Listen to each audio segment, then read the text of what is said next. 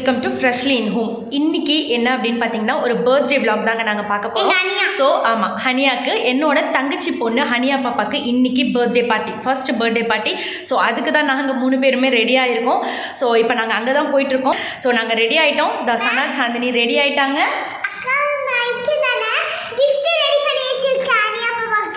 ஆமாம், சனா சாந்தினி தனியாக ஹனியாவுக்கு வந்து கிஃப்ட் வாங்கியிருக்காங்க.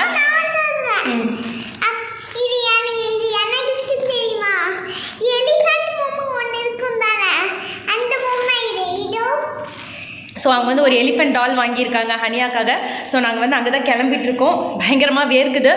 ஸோ அங்கே போயிட்டு நான் உங்களுக்கு ஃபுல் வீடியோவே நான் உங்களுக்கு கவர் பண்ணுறேன்.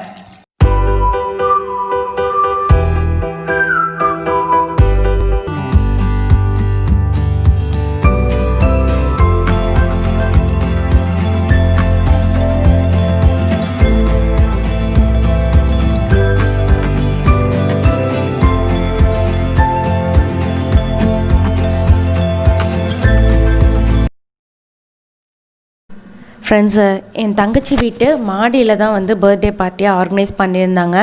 ஸோ நாங்கள் எல்லோரும் வந்து அங்கே தான் வெயிட் பண்ணிகிட்டு இருந்தோம் பர்த்டே பார்ட்டிக்காக. நான் ஸ்டார்டிங்கில் பார்த்தீங்க இல்லையா, அவங்க எல்லாருமே என் தங்கச்சிங்க, என் சித்தி, இதெல்லாம் என் அத்தைங்க.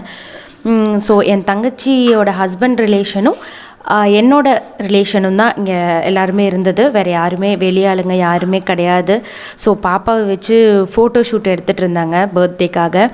அதை தான் இப்போ நீங்கள் பார்த்துட்டு இருந்தீங்க. பாப்பா வந்து என்கிட்ட வரவே இல்லை, அழுதுகிட்டே இருந்தா. நிறையா பேர் இருக்காங்க அப்படின்னு சொல்லிட்டு அழுதுகிட்டே இருந்தா.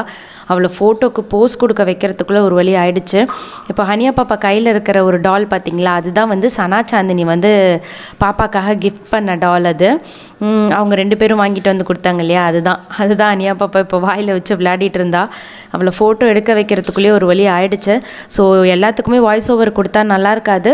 ஸோ பேக்ரவுண்ட் மியூசிக்கோட என்னென்ன நடந்துச்சுன்னு பாருங்கள்.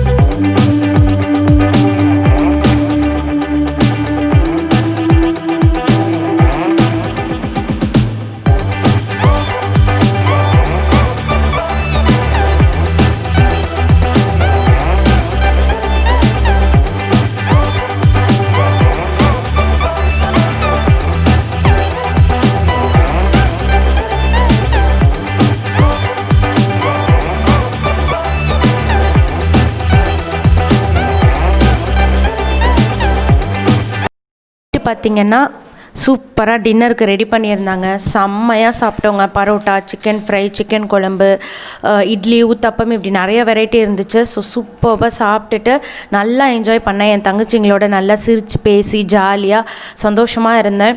நிறைய ஃபோட்டோஸ் எடுத்தோம். ஸோ இந்த வீடியோவோட எண்டில் பார்த்தீங்க அப்படின்னா கண்டிப்பாக உங்களுக்கு அந்த ஃபோட்டோஸ்லாம் நான் அட்டாச்மெண்ட் பண்ணுறேன். ஹனியா பாப்பாவை தான் என்னால் ஃபோட்டோ எடுக்க முடியல. ஏன்னு பார்த்தீங்கன்னா அவள் வரவே இல்லை, அழுதுகிட்டே இருந்தா. கூட்டமாக இருந்ததுனால அப்புறம் ட்ரெஸ்ஸு கொஞ்சம் அவளுக்கு கொஞ்சம் கசகசன்னு இருந்திருக்கும் போல இருக்குது. ஸோ அழுதுகிட்டே இருந்தா.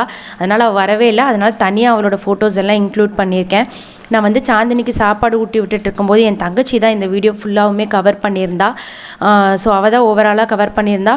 இங்கே பார்த்தீங்கன்னா ஃபுல்லாகவே பார்த்திங்கன்னா இது எல்லாருமே என் ஃபேமிலி. ரொம்ப நாள் கழித்து எல்லோரும் மீட் பண்ணி ரொம்பவே ஜாலியாக இருந்தோம், சந்தோஷமாக சிரித்து பேசிட்டு.